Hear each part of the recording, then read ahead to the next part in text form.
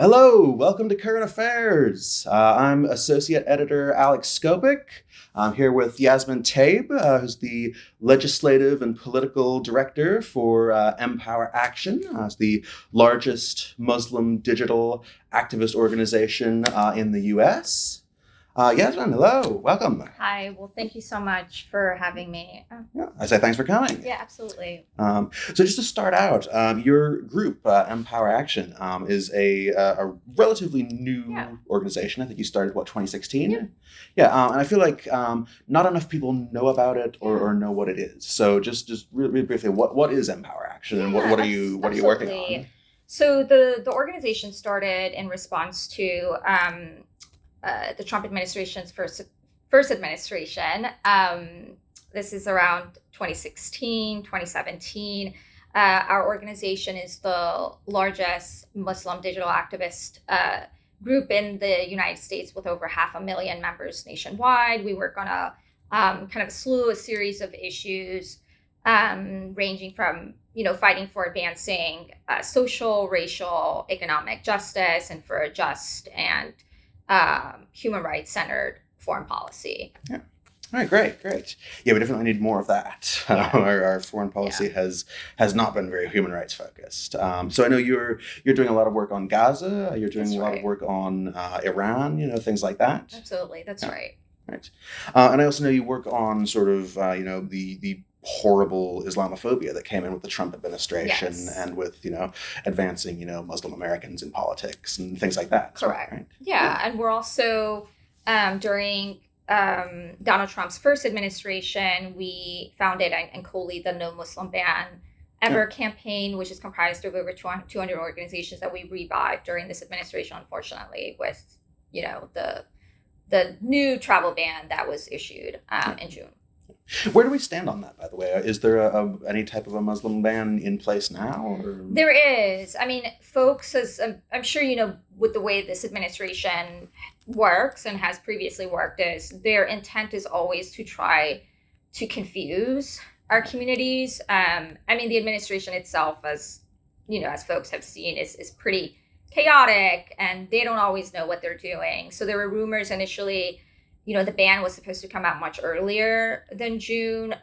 There were those leaks that said, up to, 40 additional countries could potentially be targeted and different kind of tiers on how they could be targeted. So it is in place right now. We're also hearing it's unfortunately going to get expanded sometime in mid to late August. So, and it's because of the kind of the number of countries that have been targeted this time.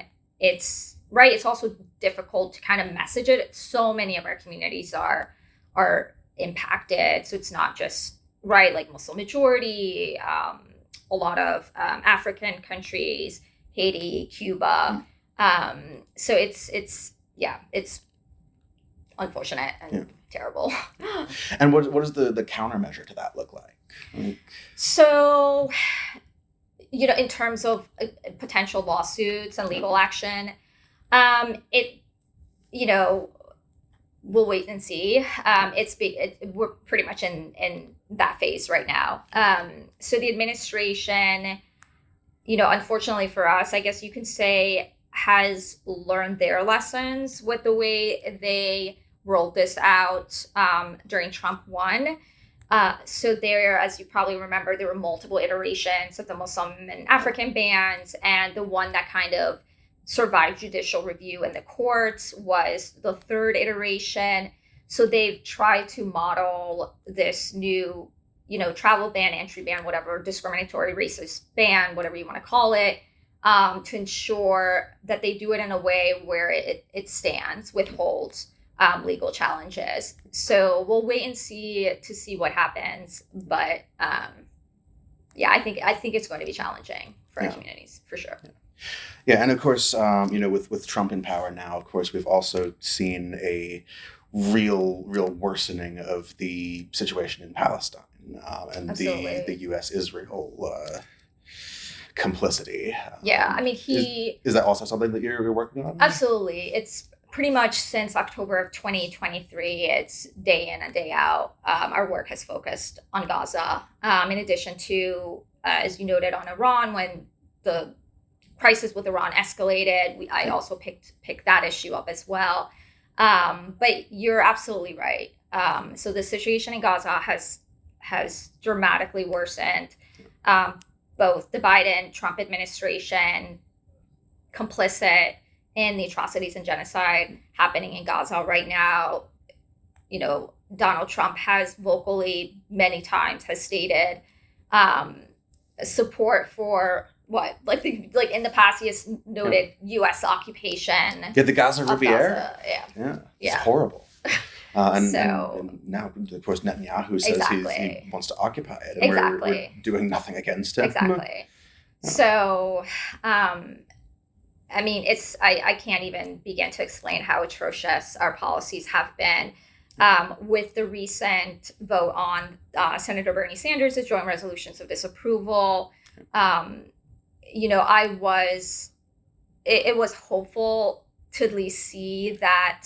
So the previous highest votes that we had on that, and these are, as I'm sure you know, these are JRDs that Senator Sanders has put forth since November of last year, and he's done what, two or three of them now? It's been three sets. Yeah. So the first vote was in November of 2024. The second one was, I think it was April of this year, and then we just recently had the votes on those two JRDs. So the highest that he's ever gotten in terms of support from his colleagues in the Senate was 19. Yeah. So, but this time we got the majority of the Democratic caucus. I think it was 27, right? 27, correct, which I thought was incredibly significant. Yeah. So, I mean, it was good to see that, absolutely. And, you know, it's just, but the heart-wrenching part of it is once the vote happened, yes, it's great. Like, we made strides, we improved, more senators are with us and they care about this issue. But the vote happened and the people of Gaza are still starving. You know, yeah. So, and there's one person that can literally pick up a phone, as we know, sitting in the White House, that can try to put a stop to all of this. Yeah. So it's just, it's very difficult. Yeah. It's been very difficult working on the issue. Yeah, and when you say about, you know, the 27 and how that vote came out, you know, right now, of course, you know, Trump and the Republicans are the sort of public face of our horrible foreign policy. Yeah. But included in that is, you know, quite a few of the Democrats, you know, who still are not calling for an end to weapons, who still are not for, you know, normalizing relations with countries like Iran or Cuba. Absolutely. So it's the Democrats as well, isn't it? Absolutely. And it's incredibly, and I would say it's shameful. I mean, I don't have any other word for it. As you probably know, recent polling has noted that the vast majority of Democratic voters, the grassroots, does not support, you know, the current U.S. policy with respect to Israel, providing additional arms to Israel. So there's absolutely there's no reason for these senators or members in the House to continue, you know, providing this blank check of offensive arms to Israel, whether defensive or offensive, right? Yeah. So, and I think what we're trying to do, and our partners who have been working with us on, you know, advocating for, you know, conditioning like military assistance or ending, you know, an arms embargo, however you want to define it. What we've been trying to communicate to them is that any senators that votes against these proposals, it will hurt you. So there should be a political cost to you voting no on Senator Bernie Sanders' JRDs, right? So I think there's been a number of ads that some of our partners have put out. For example, I believe that Ruben Gallego, right, he started, you know, doing some sort of campaigning for potential run for president, and IMEU Policy Project started running ads against him and highlighting his no vote on the JRDs and noting it as completely disqualifying for this guy to even consider running for president. And they're absolutely right. So, and you're absolutely right that it's shameful that there are Democrats in our party who still don't see the value of, the dignity in human life and sanctity of like Palestinian lives. They clearly don't value their lives. Yeah, no. Right? Really. Because if they did, they would have put a stop to this like nearly 2 years ago, right? So. Yeah. No, you'll get politicians like, I'm originally from Pennsylvania, and for a while my senator was John Fetterman. Wow. Who is, I think, one of the worst, if not the worst, because he will actively say, like, no, I'm glad they're bombing Palestine. No, absolutely. I'm glad they're bombing Iran, which is just he was our only no vote on the Iran WPR, as Senator Kane. The only Democratic no vote. It's disgusting, but yeah. But on a slightly more hopeful note, we have some people now coming up who are trying to oust some of those sort of complicit and useless politicians, especially in the Democratic Party. And this wave started a few years ago, with people like Rashida Tlaib, Ilhan Omar coming up, getting rid of Democratic incumbents who were not good enough on these issues. Right. And now we're starting to see, we've got Zohran Mamdani in New York, of course. We've got Omar Fateh in Minneapolis.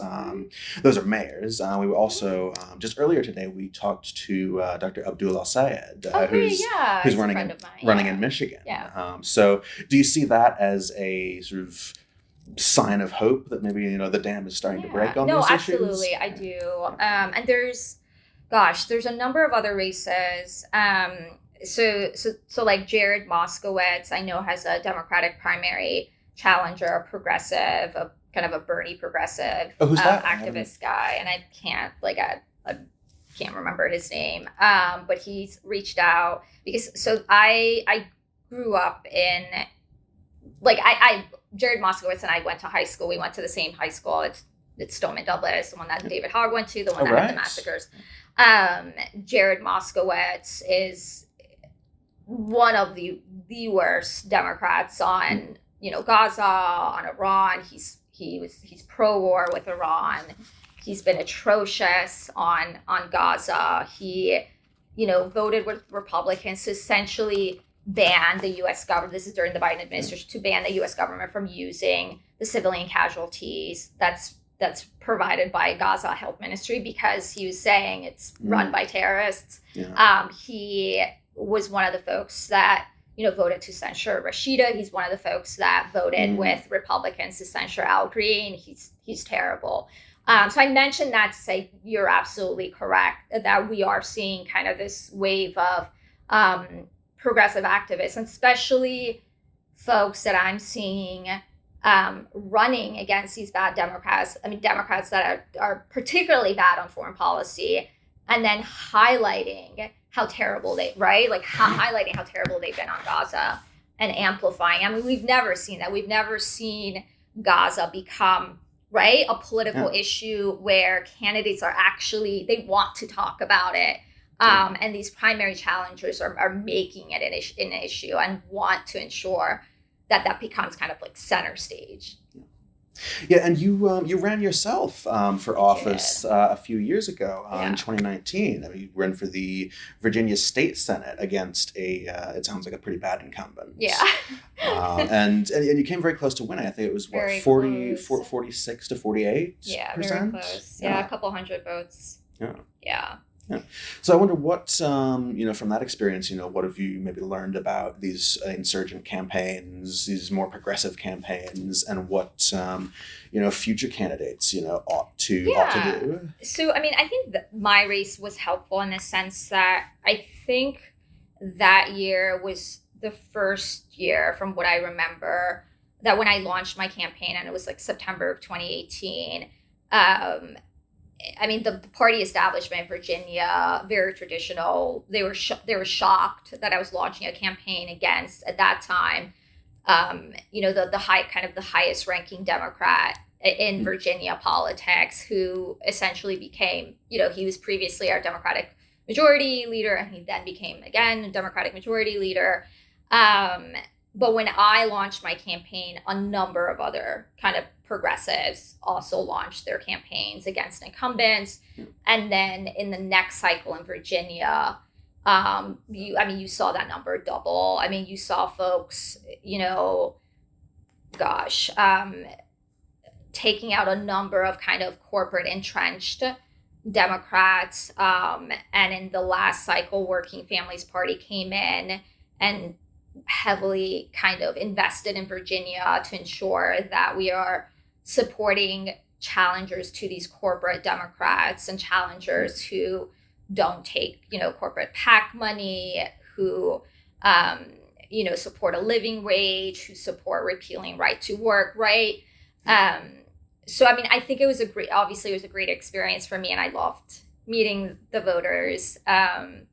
But it was also difficult seeing that once again, I may not kind of publicly look like I'm Muslim because I don't, right? Like I don't wear a hijab, but I was still getting the same sort of attacks that, my friend Omar gets in Minneapolis or like Ilhan gets or Rashida gets. I mean, constant trolling by right-wing accounts, calling me a terrorist, like it's just, you name it, right? So it also it was eye-opening, and it's disappointing to see that Muslim candidates, regardless of whether it was back in 2018, 2019, or today, right, in 2025, they're still facing the same, Islamophobic, racist, discriminatory attacks, especially when they're running for office.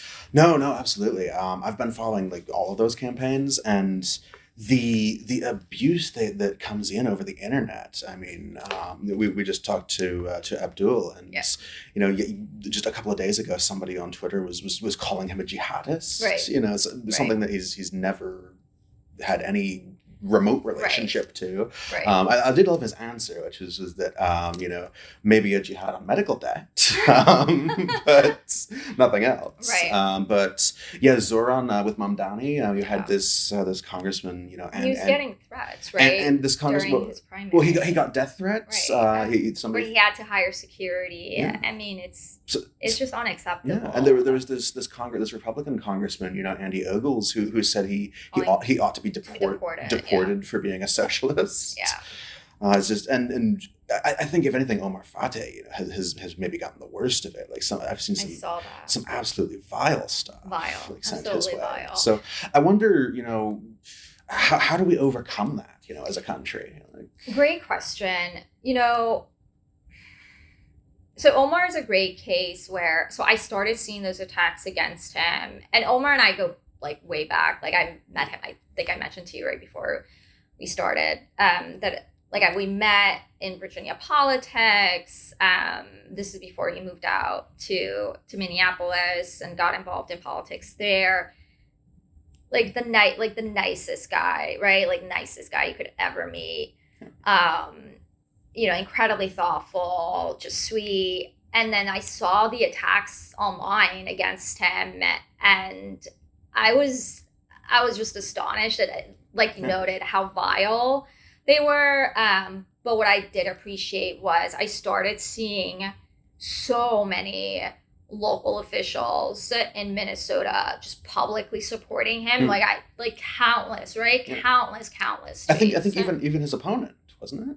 I think so. Yeah. So I saw countless tweets. I mean, I think that's what's helpful, right? Yeah. I think that I don't think we're at a place where I can tell you that if you see discriminatory and racist Islamophobic attacks against, whether it's Omar or Ilhan or Rashida or Abdul or me or anyone else, that we expect this, resounding condemnation and the person, getting some sort of, reprimand or lose, I don't know, if, getting censured if they were elected official, getting censured, right? We've never seen that. We've seen it from the other end where they censure our leaders.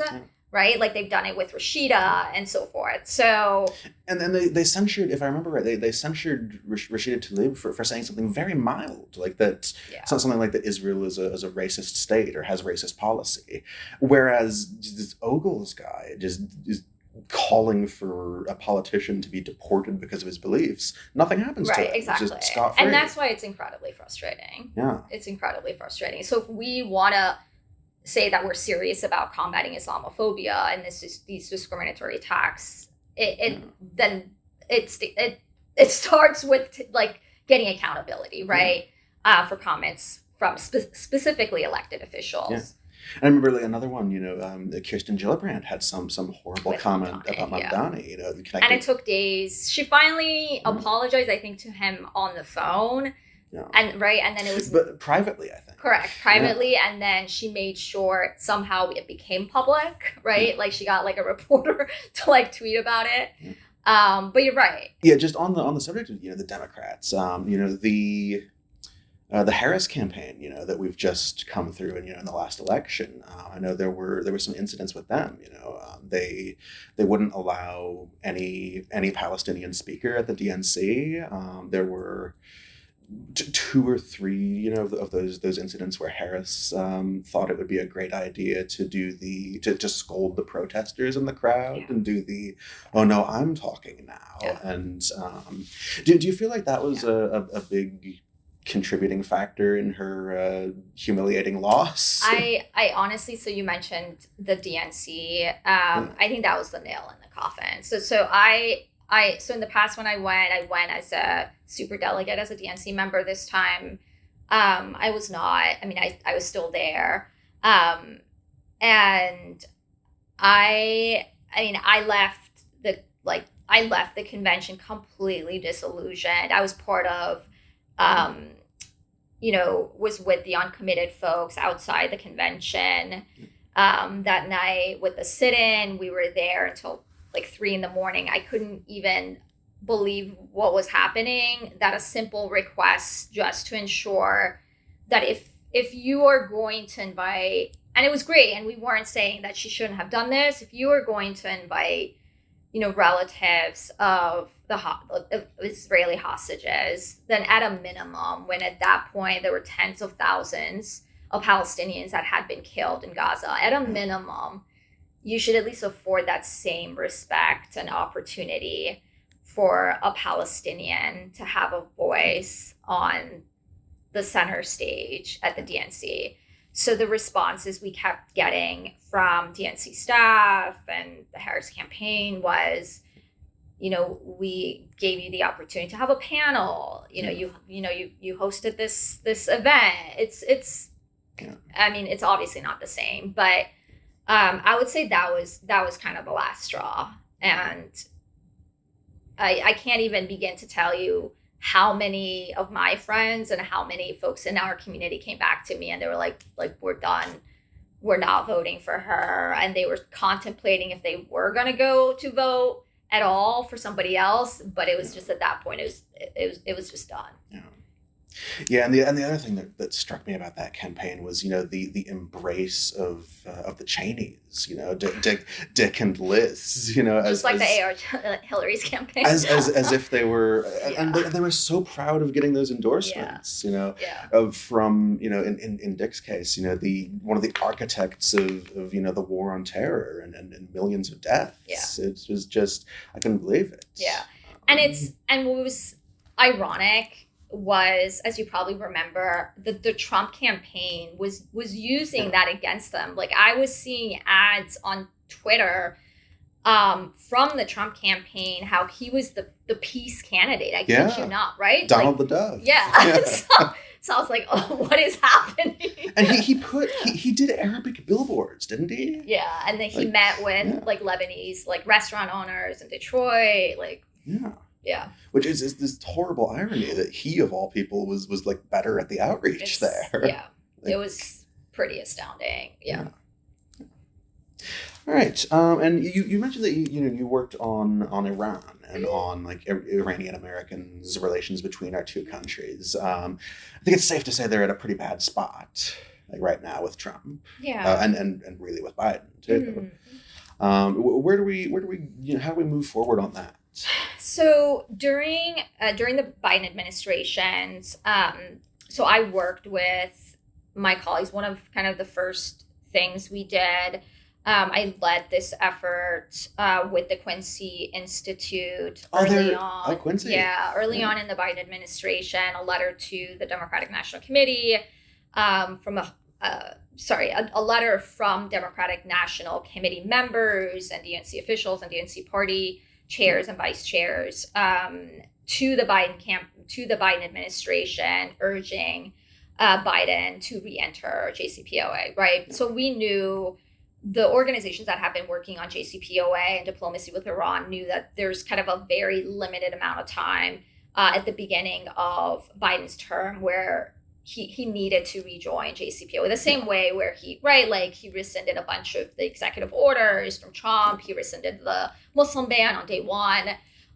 This is what that community was pushing for. And as you saw, it never happened. Yeah. So the fact that Trump then took those strikes on Iranian targets, we wanted to make sure folks understood how we got there. And the reason we're here is the Biden administration obviously contributed to that, because if we had re-entered JCPOA, if we were in a diplomatic agreement with Iran, then no, those strikes were not going to happen, and we would not be on the brink of this, full-on war with Iran and potentially escalating and expanding to a regional war. So I think a lot of us are still on edge as an Iranian American myself. I mean, my entire extended family is in Tehran and scattered across Iran.